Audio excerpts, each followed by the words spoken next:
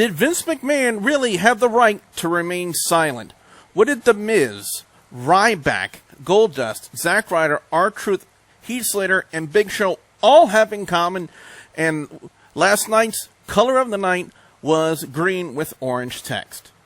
What exactly am I talking about? Well, we're going to answer those questions and many more on this week's Monday Night Raw review, the final Raw review of 2015. Hey, YouTube, are you ready for your hot tag? Because if you are, it's definitely time to work.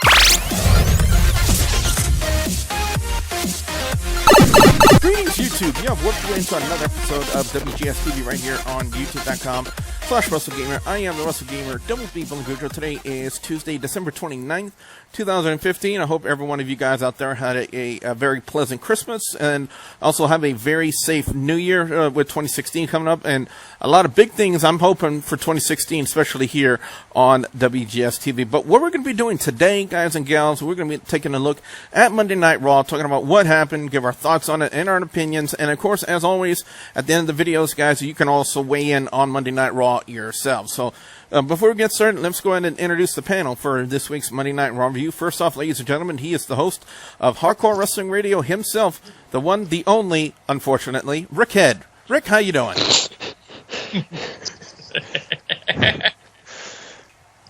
Hey, Billy, you know what? There's going to be nobody here that's not going to promote your products the way I do. And, folks, just keep that in mind. 2016 is coming around, so it's your only chance to get, you know, the 2-for-1 brothel, the Triple B brothel. That's right, the Billy Boudreaux brothel.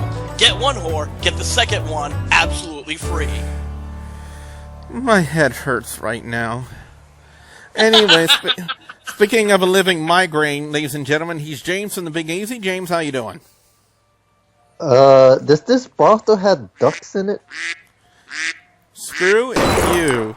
And finally, ladies and gentlemen, he's back here on WGS-TV, MSK. MSK, how you doing? Hey, I am the duck. Okay, now I'm getting creeped out. Well, anyway, guys and gals, before I'm subjected to more object humiliation, whether it be from the duck or the brothel, let's go ahead and get this review started.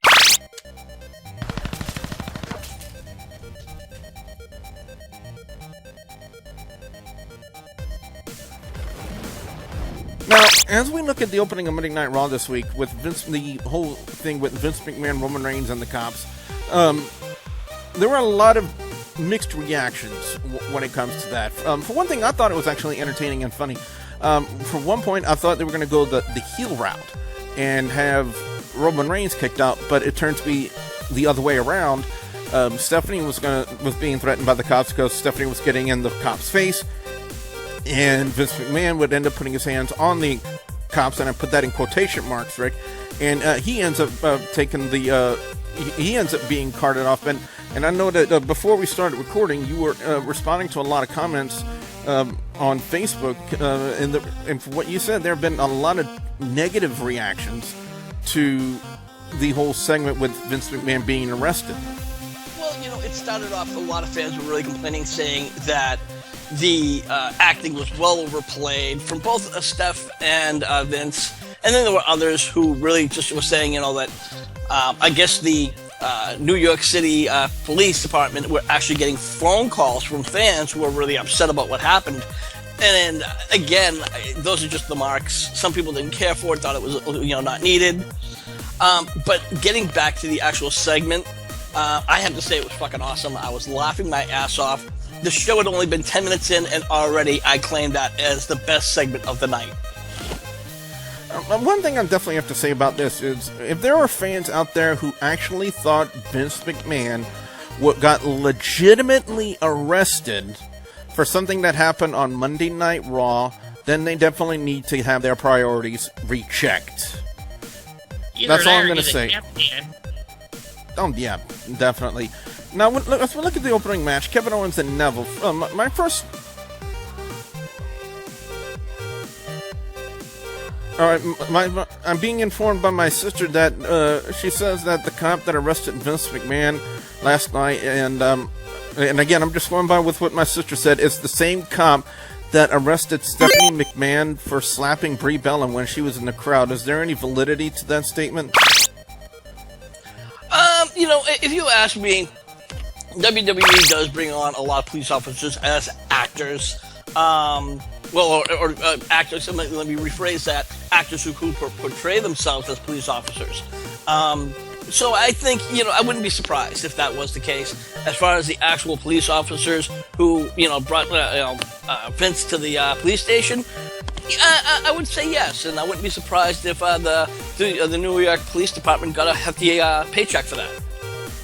Now, to the opening match, which was Kevin Owens and Neville. My initial reaction was, okay, first off, again? I mean, how many times have we seen Kevin Owens and Neville? I'm not going to complain, because whenever Kevin Owens and Neville have a match together, it's always been a great match. It's always been a very entertaining match. But I think I think they've kind of exhausted their options when it comes to that.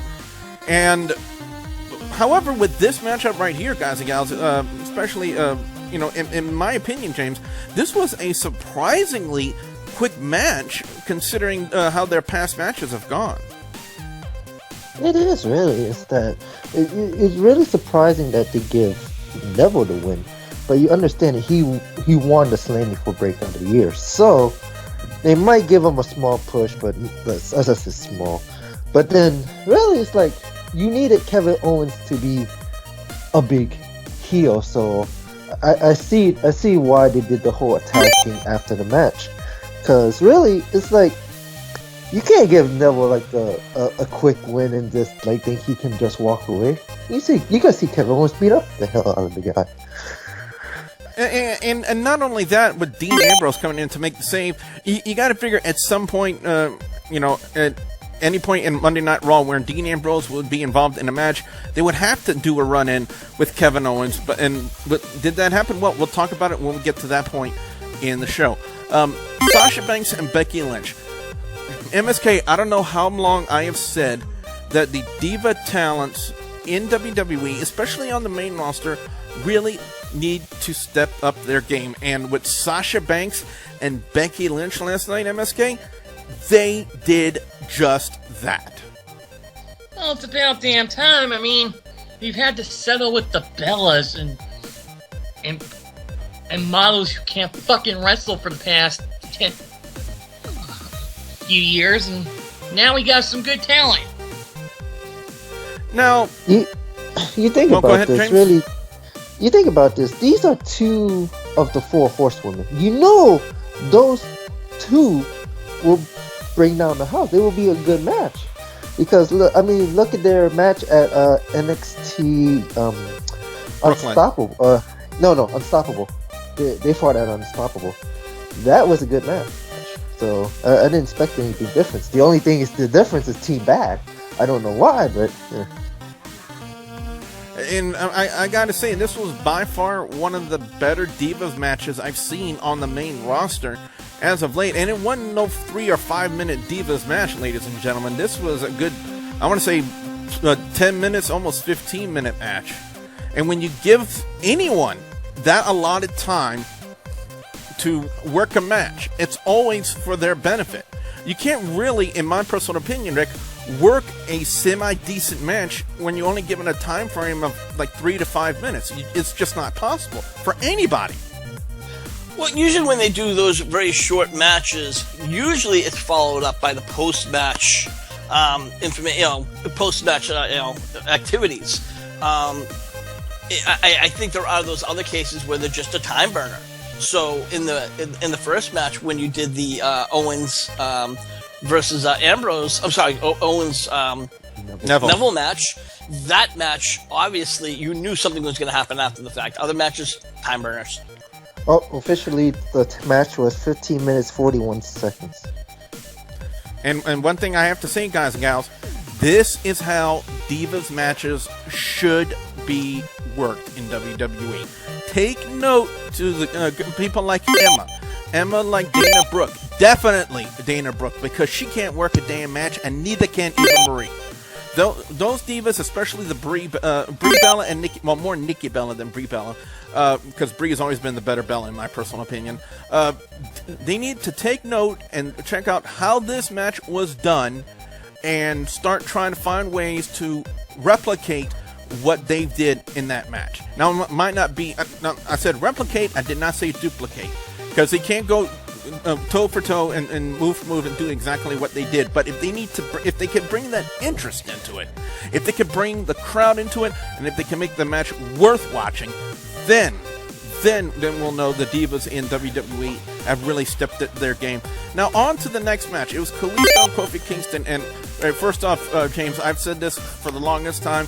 I love watching the New Day. No matter what they do, or no matter what they've done, no matter promos, backstage stuff, even their entrances, I love watching the New Day come out, man. It's hilarious as hell, man. Let's say this.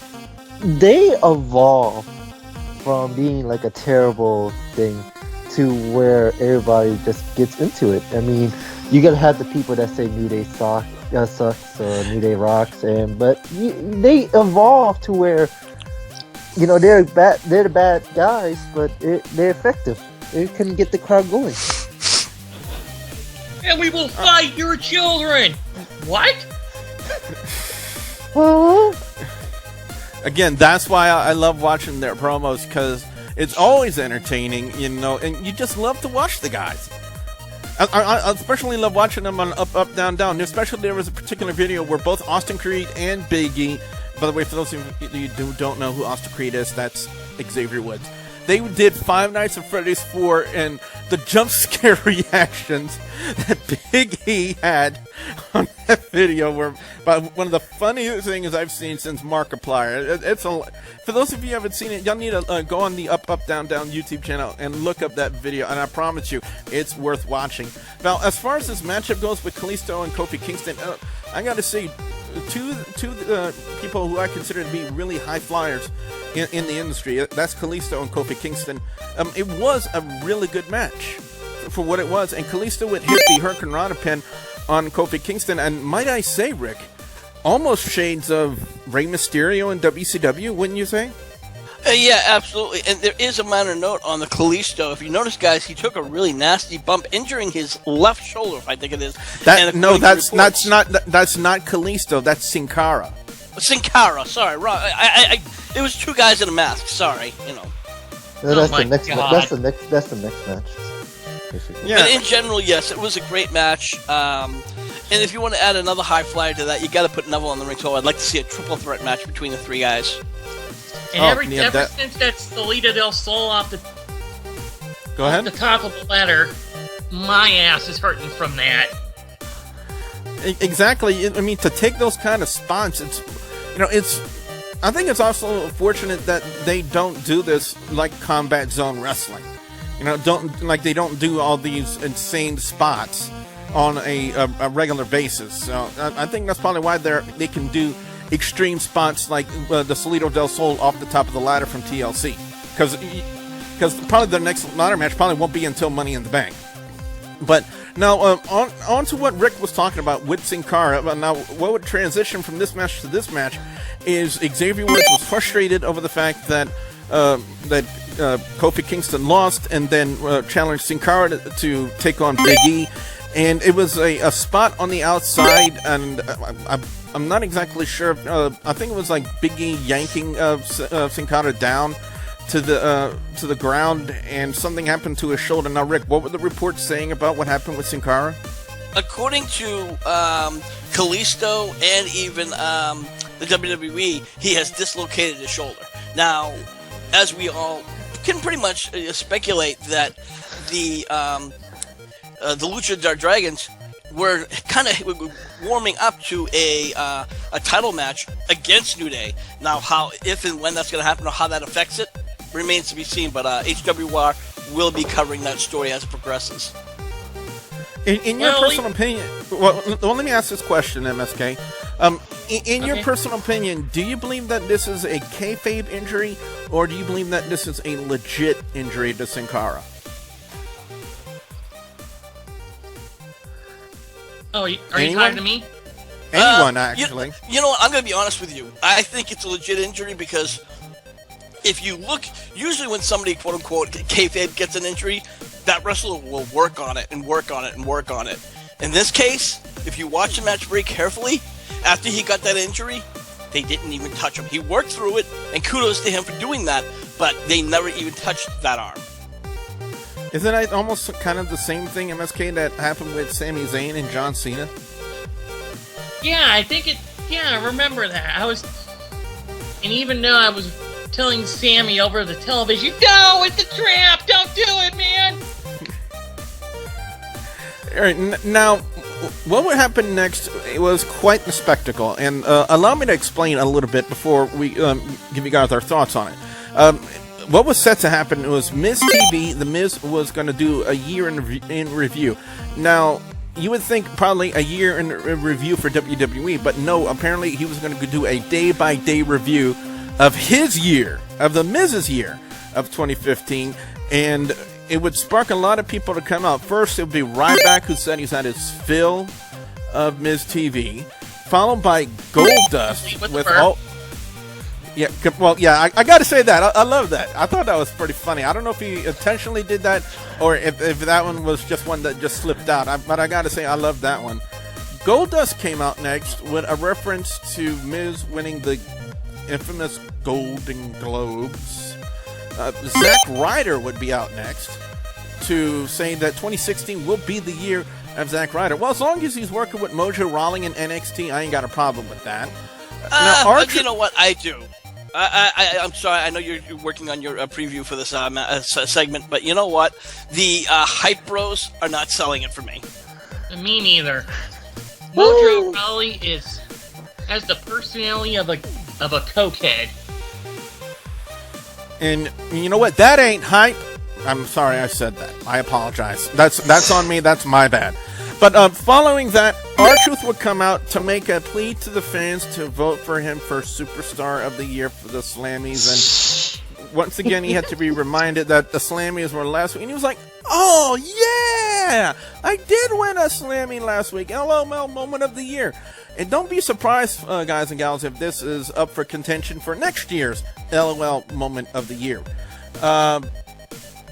Then Heath Slater would come out, and I gotta feel bad for guys like Slater and Ryder and R-Truth. They can only get spots on Monday Night Raw. They can only appear on Monday Night Raw by doing crap like this. That's all I can say about that. But then the Big Show would come out, basically start knocking them out.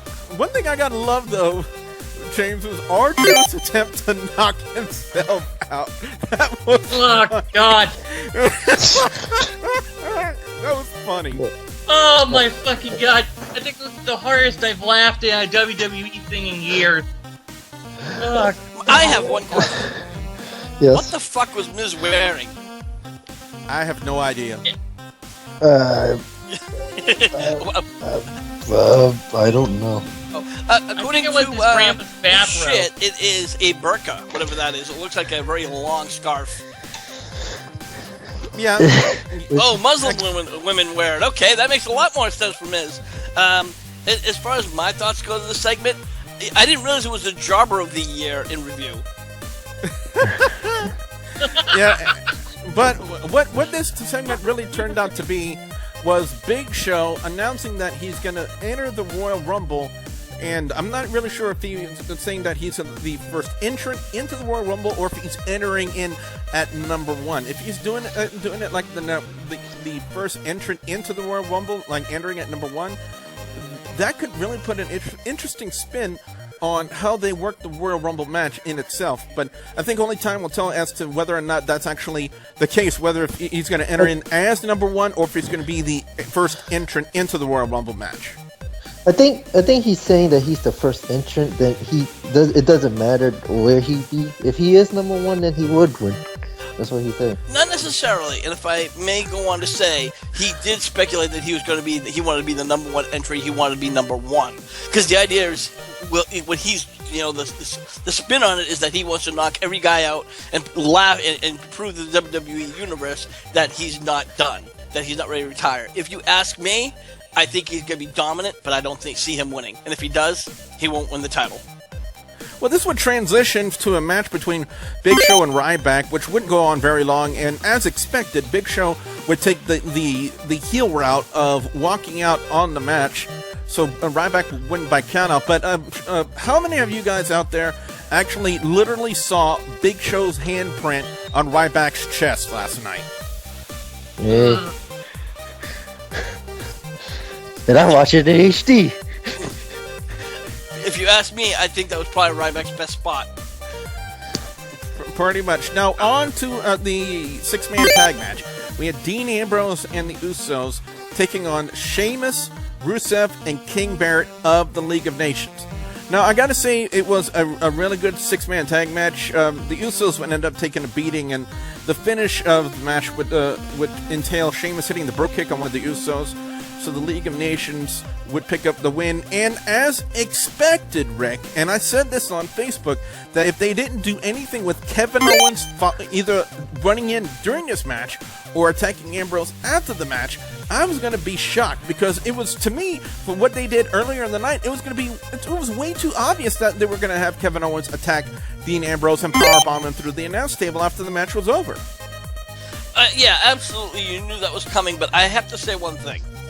When the powerbomb spot itself was great, I even think that Ambrose was selling it to a point, but then when he did the fake the seizure, it was way too over the top. It was way overplayed, and I'm like, okay, well, I guess it's no longer one of the better segments of the night. The powerbomb spot, dead on. The fact that the camera was Go ahead. The camera is too close to the table, so The cameraman is too damn close. Yeah, I gotta agree with you guys on that one. But and at one point when he was doing the fake seizure, I thought they were gonna have him like spit out some fake blood through his mouth or something like that to kind of indicate that maybe he would have an internal injury due to the power bomb. But that wasn't the case. But finally, the what I was main waiting event. for? Go ahead. I was waiting for Kevin Owens to powerbomb him on the steel steps. Ambrose is crazy enough to take that spot. Oh yeah. What was his name in CZW? I'm trying to remember. John Moxley. Yeah, John Moxley. I think John Moxley would have done that spot, but Dean Ambrose probably not. Especially with everything concerning WWE. But if Moxley and CZW had to pick a spot between the table and the stairs, I would probably think he'd probably pick the stairs. But now on to the main event and my confusion about it. Now, when I originally heard the announcement of the match, I was under the impression, MSK, that this was going to be for the United States Championship. And now we were corrected on that, but then they would have John Cena work the crowd, and Cena and Alberto Del Rio worked the crowd, and they got him up into that point where they said they had to make this a United States Championship match. And as soon as I heard that, my initial reaction, and I know that's going to shock a lot of people when I say this, MSK, but for some odd reason, I just knew that Cena was not going to win the United States title. It's his first day back after TMS. We know, big match Cena and all that, but he's not really ready for it yet. I really thought he was going to win the title, to be honest, because I feel like, Cena, I think he needs the title, but at the same time, I kind of understand that it is his first night back, and he shouldn't get a title immediately. Considering the fact, well, hold on, let me make a reference to this, because this is actually an instance where it's happened before, where Cena has returned from an extended period, whether it be to go work something else or due to an injury. When Alberto Del Rio was the World Heavyweight Champion, and I think it was around 2000, this was like when he was returning from the elbow injury that he had, and actually had a match with Alberto Del Rio, and they put the World Heavyweight title on John Cena that night, and this instance, they didn't do it. Yeah, and that's what I have to kind of agree with. I have mixed feelings. When I saw that they announced this match, I thought if the League was going to be out there, then yes, Cena was going to lose. But if the League wasn't, if it was the one-on-one match, I saw Cena winning. Now, early in the match, we noticed that the League wasn't out there, but it was later on the League came out, and that's when I said, okay, Cena's not winning the title. Now, as far as Cena not being ready to win the title, I think it's just the opposite. I think his career is winding down. Will he get another U.S. title shot? Possibly, but I'm hoping that they make a ruling that the U.S. title will be some form of a TV title. That's how things should be. Now, after the match was over, the League of Nations was beating down John Cena, and out would come Roman Reigns, and somebody's enjoying some snack foods, as you guys can hear. Out would come Roman Reigns to make the save, and then Vince McMahon, who made his bail... I'm sorry? That's right after the Usos got beat up themselves again. They did? I didn't see that. Yeah. But Usos came out trying to save Cena, got beat up themselves. Okay, but what Roman Reigns would end up making the save, and then out would come Vince McMahon, who would make the announcement that on next week's Monday Night Raw, the first Monday Night Raw of 2016, that Roman Reigns will defend the WWE World Heavyweight Championship against Sheamus, with Vince McMahon himself being the special guest referee. And I gotta say, Rick, this kind of screams of Austin McMahon Attitude Era in a sense. Don't you get that kind of feeling, the kind of vibe of that? Absolutely, wholeheartedly, I have to agree, and I think that's what they're trying to do. They're trying to push Reigns over even more, and getting him up to that next level. There's been a lot of rumors that John Cena's going to pass the torch to Roman Reigns, and he's going to be that next big guy when Cena eventually does retire. So they're grooming him. All the more reason why they're bringing Vince out, because it's pushing him over that much more. All we need now is Pat Patterson and Gerald Briscoe to help out. Anyway, guys, overall... Go ahead. I say, all you need is JJ Security again. Overall score on Monday Night Raw this week, the final Monday Night Raw of 2015, is going to get a 3.5 out of 5. I thought it was a semi-decent show. I'm actually going to go to, believe it or not, Sasha Banks and Becky Lynch, in my personal opinion, as best match of the night. It was a real step in a positive direction for the diva talents in WWE, especially on the main roster, to work really good matches, and Banks and Becky Lynch pulled off a really good match, in my personal opinion, and I'm going to give an honorable mention to John Cena and Alberto Del Rio. Now, as far as worst segment of the night, Miss TV, and anybody involved in that, like especially Miss with that stupid scarf, as my twin sister just said. But and again, it was a highly ridiculous segment. It was, there was a lot of comedic value to it, with Ryback burping, R-Truth forgetting that the Slammies were last week, and I gotta say, him knocking himself out just to avoid getting killed. Definitely, but anyway, guys, that's been my score. Let's go over to Rick now and get his overall score and his picks for best and worst match or segment of Monday Night Raw this week. Rick? Well, I'm going to be honest with you. I thought all the Vince McMahon segments were absolutely on spot. They were probably the best segments. If I wanted to do the best match, I'd have to agree with you. It was the Divas match. You got to give kudos to both Becky and Sasha. A lot of great spots. Is the worst segment? I thought that, the worst match, I'll say, has to go with Owens and Neville. That match was far too quick, and hopefully it's the end of that their matches. And yeah, the Miz segment, just, I'm sorry, I couldn't even laugh. I just thought it was absolutely horrendous. Yep, but and now over to James now, get his overall score and his picks for best and worst match or segment of Monday Night Raw this week. James? I would say best match has to be the Divas match. Shockingly enough, I kind of feel like they're doing something with this, but I feel like they need to break up Team Bad, but that's just my opinion. Yeah. If I may, Billy, I would like to. Jack would like to give her thoughts of the show. She's, as far as the Miz segment, she said that she'd see more funnier things in the toilet, and Ryback has the personality of a bloody tampon. No, my Good God! And my response to that, Rick, would be hashtag the kids are in the pool. Hopefully not with somebody with a bloody tampon. You don't remember, Rick, remember Quiplash. Remember the, Quiplash and the kids are in the pool? Yeah. Anyway, moving on. Yes, let's move on before you throw up. The worst has to be the segment from Miss T. I'm sorry. with the honorable mention of Neville and Owens. Even though the beatdown was kind of interesting. My overall score, I give it a 3 out of 5. And finally, guys and gals, we're going to go to MSK and get his overall score and his picks for best and worst match or segment of Monday Night Raw this week. I'm gonna have to agree with everyone else other than the R-Truth part of the Miz segment. I mean, R-Truth may act dumb, but he sure is a smart fella. And of course, the Divas match was off the charts awesome. Not as good as the one in Brooklyn. Well, wait, we are in Brooklyn. Can I demand a recount on WWE.com's best match of 2015? Yeah, I'll allow it. But anyway, go ahead.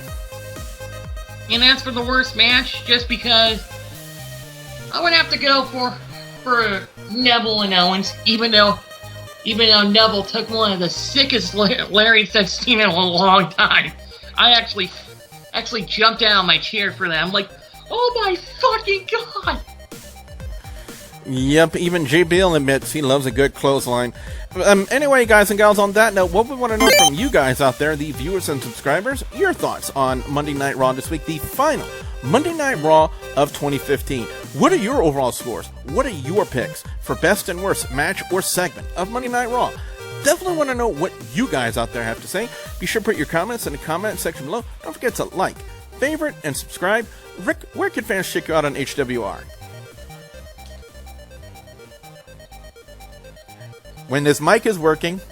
Oh, and it is working. Unfortunately, I just fell asleep, but I had to watch a replay of Raw, and I started to fall. Anyway, HWR will be taking a short break from the holidays. We won't be podcasting. However, our chat room over in the group section on Facebook.com, HWR chat room, we will be constantly posting stuff, updates, play-by-plays with video clips, tributes, and much more. We will return to podcasting in the first week of January 2016.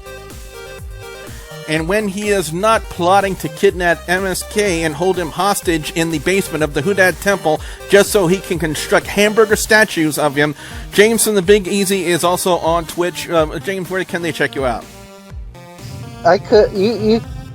You can find me on Twitter.com/fatboy504 at fatboy504. You want to be funny? And you can find me on Twitch. And you can find me on twitch.tv/fatboy504. I do PS4 gameplay. And Billy, I think that duck statue of MSK is really helpful that you have in the front yard. And ladies and gentlemen, feathers. Yep, and ladies and gentlemen, MSK is back here on WGS-TV. MSK, where can fans check you out? Well, I am a admin on the WGS page on Facebook. And I also have a Twitter page, MSK himself. WGS-TV is on social media, on Facebook, Twitter, Instagram. You can ask me questions. Links will be provided in the description box below. And as always, guys and gals, I'll have a couple of videos in the annotations at the end of this video for you guys to check out as well. So with that being said, for the hardcore host of Hardcore Wrestling Radio, Rick Head, James the Big Easy, and MSK, I'm the Russell Gamer. Double B Bully Boo Joe saying we'll see ya at the next Warp Zone. And of course, WWE did announce that The Rock's going to be on at WrestleMania 32. I have one question. Who gives a fuck? I do. I'm a Rock fan. Mark. Oh, not a bad... That's a... Oh, shit! God! Oh, sorry, are you... Okay...